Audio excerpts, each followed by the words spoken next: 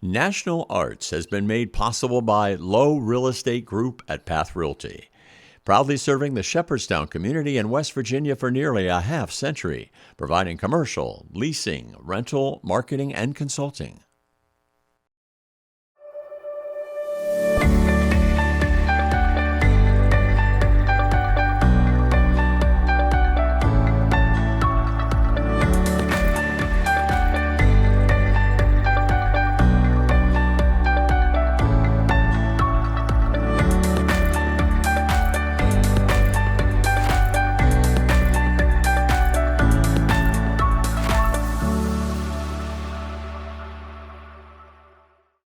Hi, I'm Mike Baker, and welcome to National Arts. This Emmy-winning television series features some of the finest visual and performing artists in the tri-state area. Season 2 promises to be equally rewarding as we feature highlights from chamber music festivals, classical artists, poets, playwrights, cartoonists, stained glass window artisans, even a Broadway actor. So without further ado, let's get started. Eric Carter is a self-taught, award-winning artist who experiments with many different styles, including wildlife, landscapes, and abstracts. His desire to paint still life eventually became the focus of his work. Eric chooses to paint those objects he sees around him. Many are simple, everyday objects that he finds beautiful and are often overlooked. Not surprisingly, his work can be found in local galleries and private collections all across the country. Eric, art came to you late, didn't it? Yes, it did. I always knew I could draw when I was a kid, but I didn't start painting until I was at least 50 years old. And that's because I was inspired by a painting that I seen in a magazine. And I thought, well, let me see if I can try that. And I went home and I tried it, and then the rest is history. The Southwest artists seem to have a big influence on you. Is it the colors and the vibrance of your works?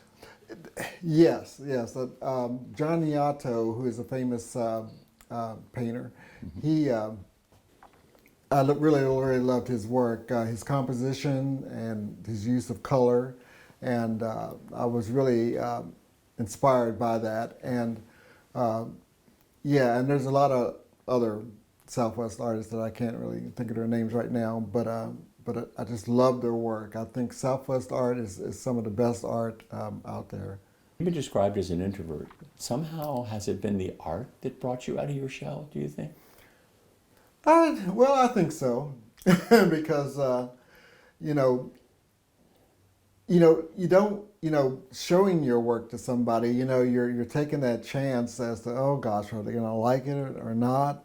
But I've gotten to the point now where I don't worry about that, whether they like it or not. I mean, I like doing it, and this is what it is. So if you like it, fine. If you don't, then that's okay. But yeah, I think that's what kind of made me come out and talk a little bit more about what I do.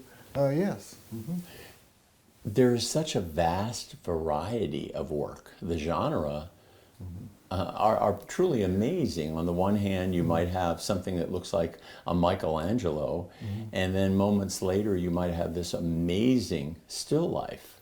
How can you move so flawlessly from one to the other? Is there something that goes on in your head? Well, there you go. That's just it. I would see other artists out at craft shows and art shows, and everybody was painting a landscape with a barn, and I can't tell you how many barns I've seen. And some artists, some, not all, but some just paint the same thing over and over again. They get used to it. They feel comfortable with that subject matter, and that's just not me, because I just see all kinds of different things. Everything I look at, I think, well, what does that look like in a painting? What if I painted that? It could be a doorknob. So I am all over the place with my subject. And thank God, for some reason, I'm able to do different styles of painting. And I can make it an impressionist painting, or I can even do hyperrealism. I've even tried that. So I'm very lucky and blessed that I can do that. I do have the ability to do the different styles and everything. But yeah, but the subjects, yes, I'm all over the place. I do birds, I do boats, I do flowers.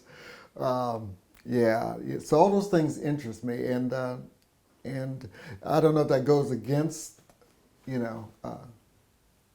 certain things, but I just like to move out. I just like to paint different things. I like to challenge myself. Painting it's a learning thing. Every painting is a learning lesson for me, and that's why I keep painting, because you're only as good as your last work. So I try to, that's the thing I like about painting, because I'm learning. I just can't just do it. I have to figure it out. It's a lesson. It's a puzzle. You got to figure out, well, how am I going to get that texture? How am I going to make that look like it's supposed to look? So that's the challenge, and that's the beauty, I think, in painting. I've always liked birds, and I have feeders all over the house, and bird houses and everything. So that's where these kind of came from. These are birds of the Eastern Shore, as a matter of fact. And it's part of a series that I've done, and so I just have always loved birds, and painting them I always wanted to try to get the feathers, do the feathers right and everything. Yes, well, the seascape came from a suggestion from a friend of mine who wanted a commission of a larger seascape, and I did that for him, and then he asked me for one that was a little more dangerous, and if you notice here, the sailboats are coming towards the rocks, and the wind's blowing and everything like that. So it has a little touch of danger to it, and that's where that came from. The bald eagle, that's part of my bird series there, American Bird Series, and I just wanted to put him up on the branch there, and out in the wild, and the mist, and the early morning dew and everything, just sitting there overlooking, watching everything and watching the world. These two landscapes, everyone always asks me, well, where is this? And to be really honest with you, it's up here. And that's the beauty, I think, of landscapes, because we all want to go places. So I have an imagination, and I just go there. And that's really where this comes from, with the trees and the flowers and everything. And so that's just my imagination. So this one is really off the Hudson River, looking towards New York City. And then you may not be able to see it, but in the background there's the Statue of Liberty, and then all the buildings there, Manhattan. And so this is part of my seascape series that I've done. There's probably like 4, I think, in the series, and this was my last one. And so it's just a lighthouse out in the Hudson River there, overlooking New York. Eric, still lifes seem to be a big part of your life as well. They are, yeah. I enjoy painting them. When I started painting a lot, that's what I do is still lifes. I really enjoy painting them. And this one here, I set up myself and everything, and got the shadows in there, and I was trying to do glass and stuff like that, and just trying to get the texture of things, and trying to figure things out, on how to make things look real. And so this is one of my favorite ones, and I hope you like it. Where do you find all the things that go in it? You just search, household items. That's the beauty of still life. So you can just find anything, any common object laying around, and put the composition together, and paint it. That's art in and of itself, if you think about it, setting up the image before you paint it. Yeah, the composition is everything because you can't come back from a bad composition. You got to make sure that that composition is right before you really start painting. And that's the challenge of a still life, is to kind of make all these shapes and objects work together. And so yeah, so that's how that is done. And again, I love painting still lifes. You know, getting the shadows and the lights and the values of the picture together. And yeah. What prompted you to use glass? Again, you know, learning to paint. You know, I just love things that glitter and gleam and reflect light and all that. Anything that's glittery or twinkly, I'm drawn to it. So with these three bottles, I was determined to figure out how to paint them and make them look like glass and everything. And again, I'm teaching myself to do this. So, you know, you've got to work at it. And yeah, so this is one of my favorite ones.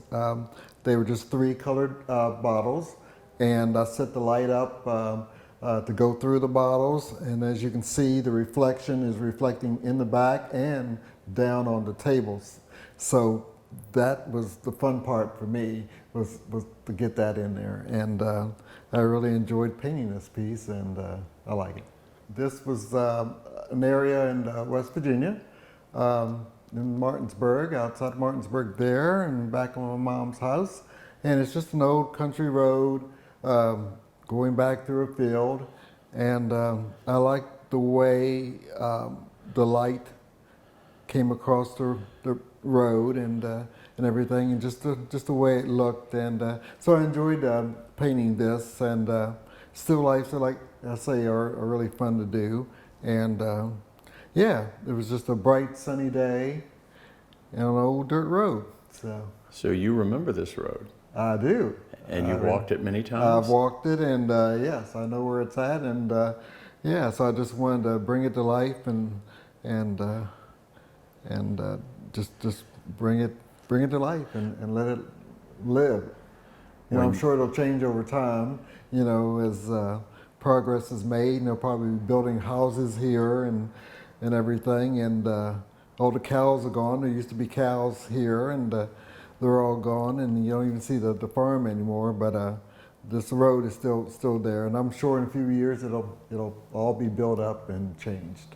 Well, here we have some kois, and I call this one the race.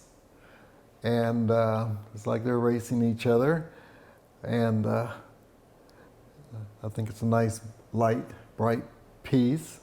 I started with them, and I had no idea as to what the background was going to look like when I did this. So usually when I do kois, they're usually in a heavy pond with rocks and all of that, and it's a heavy background. But for this, I wanted to go lighter, and I think it makes them jump out a little bit by having a light pond that they're in. And so they're just kind of racing through and sweeping around. Obviously, you have an affinity for birds, and you paint them so realistically. Mm-hmm. Yes, I really enjoy painting birds. They've been an obsession of mine. You know, trying to get their feathers right, trying to get them doing something, and so forth. And so at my studio, I have my camera set up, looking out over my patio with all my bird feeders, and I'll sit there and try to capture guys. But yeah, this one here, these chickadees, is part of a bird series that I did where I made the background totally different than what, you know, the color that you would think the background would be. And so yeah, so that's where this came from, the look of it. But yes, I like painting birds and everything. And yeah, this is just a picture I've been working on and off. Like I said, it was done, and I kept looking at it, thinking, there's a few little things I could do on it to bring it out a little bit more. So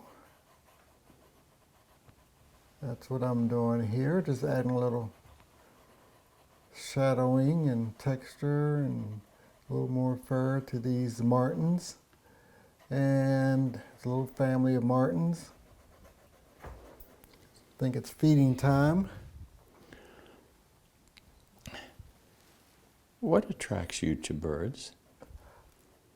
What my initial attraction was, I used to see bird paintings by Robert Bateman, who's a very famous Canadian artist, and I really started looking at his birds, and I was just wondering, how in the world do you get those feathers? How do you, how do you get all that detail, and how do you do that? And I wanted to know how you're able to really get all the feathers in there and make it work. So that's what really got me started. But I just love looking at them and everything. And I don't know, it just seems like a challenge to figure out how you make them look real and that sort of thing. So yeah, that's. But I started with Robert Bateman and his birds and everything. Where did you first discover Robert Bateman? I would go to the library and look at art stuff and art books and everything like that, and I came across his work and really liked it. And he does a lot of wildlife work and nature work and everything. So I really like his style, and he's really a master of composition. I mean, the way the settings that he puts his animals in and wildlife in is just amazing. When you paint what would be considered spiritual subjects? Yeah, I have. If you can see here in the studio, there's a couple paintings I've done by William Bergerot, who was a French realistic painter, and I mean, just excellent. His compositions are just wonderful, and I just love his work. And so yeah, so I really tried to do some of his work. What inspired you to paint masks? Well, we took a trip to Italy, and we were in Venice, and I was determined to get a mask before we left. We had 2 days in Venice, and yeah, so I got a mask there and brought it home and painted it. And as you can see, I added my little signature bubbles, or whatever you want to call them, into it and everything. So that's where that came from.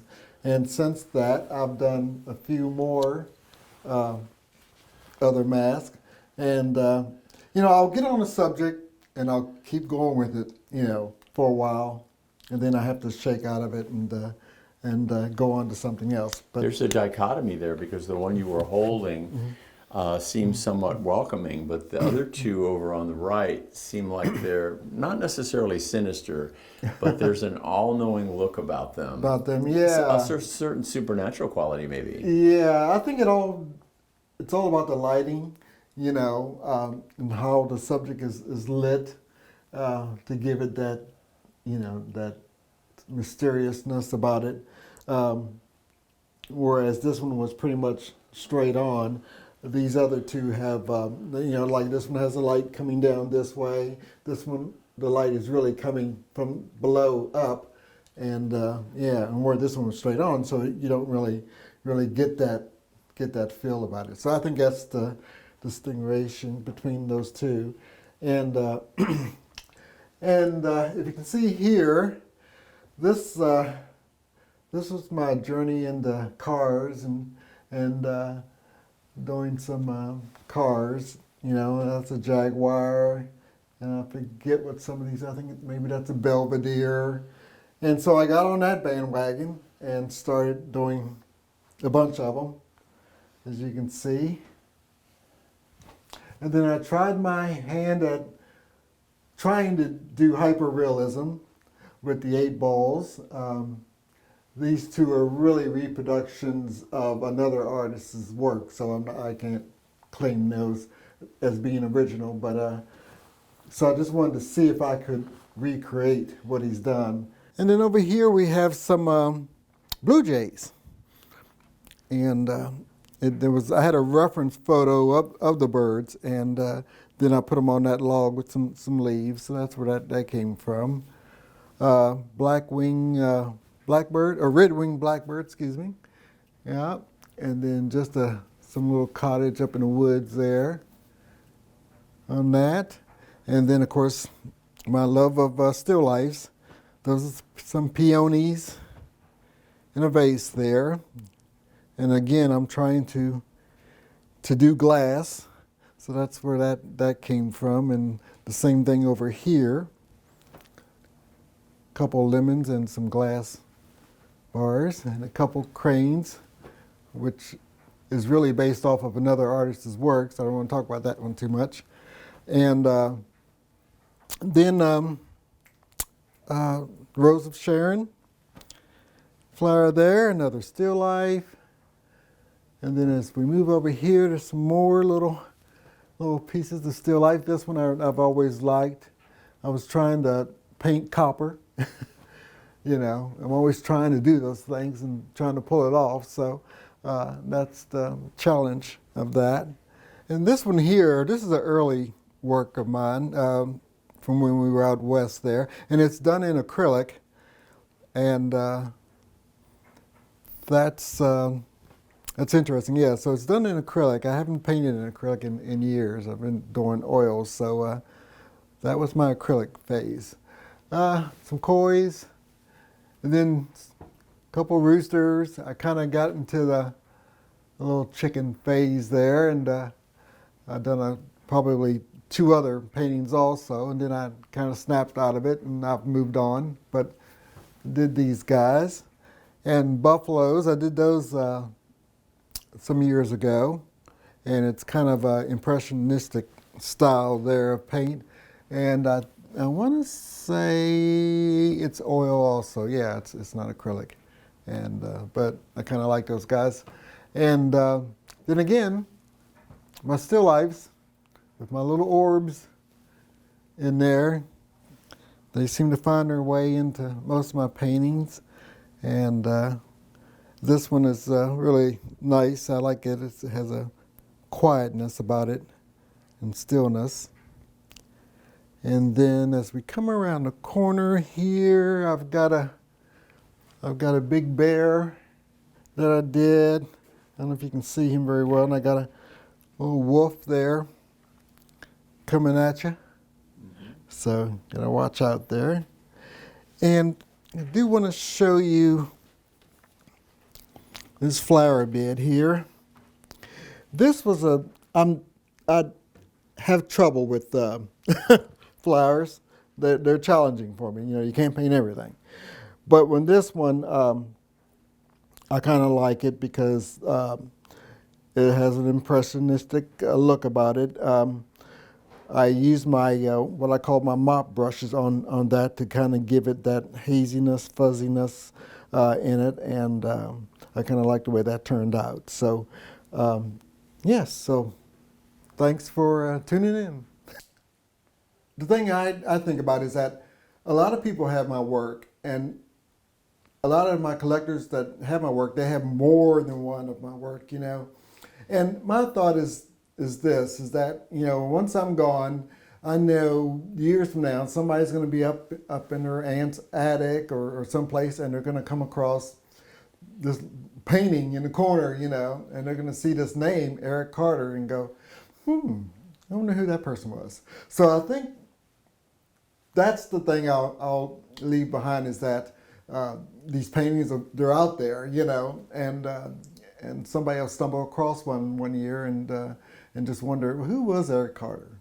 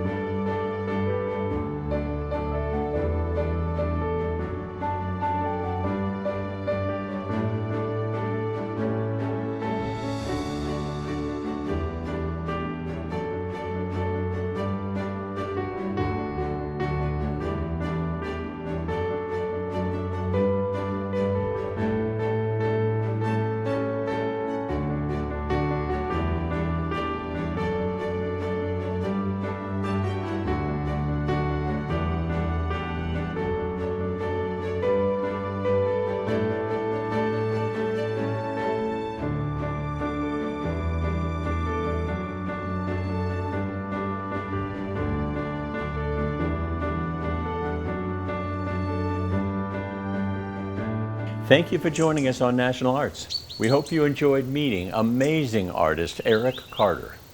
Until next time, remember, art was meant to be appreciated, so you be a part of it.